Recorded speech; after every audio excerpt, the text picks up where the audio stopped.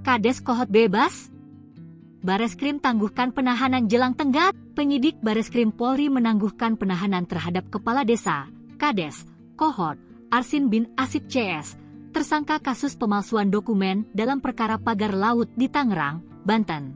Direktur Tindak Pidana Umum Bareskrim Polri Brigjen Juhandani Raharjo Puro mengatakan penangguhan ini dilakukan karena masa penahanan sudah habis. Sehubungan sudah habisnya masa penahanan, maka penyidik akan menangguhkan penahanan kepada 4 tersangka kasus Kohot Tangerang sebelum 24 April habisnya masa penahanan, kata Juhandani kepada wartawan, Kamis, 24 April 2025. Merujuk dalam KUHP, tenggat waktu masa penahanan bisa diperpanjang 2 kali selama 60 hari.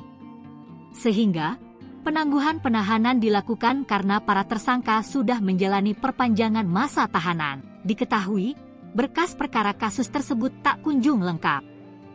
Pihak Kejagung meminta agar diterapkan pasal korupsi, sementara pihak Bareskrim Polri tetap pada pendiriannya jika tak ada unsur korupsi dalam kasus pemalsuan dokumen. Sesuai petunjuk P19 JPU agar melakukan upaya penyidikan untuk memenuhi apakah hal tersebut masuk tindak pidana korupsi atau tidak.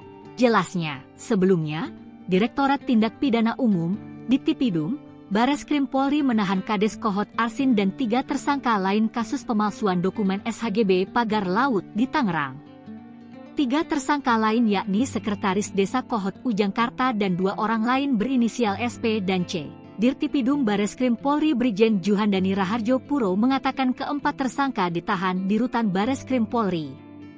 Keempat tersangka diperiksa maraton selama November 12 jam didampingi pengacaranya. Pihak kepolisian kemudian memutuskan untuk melakukan penahanan terhadap keempat tersangka.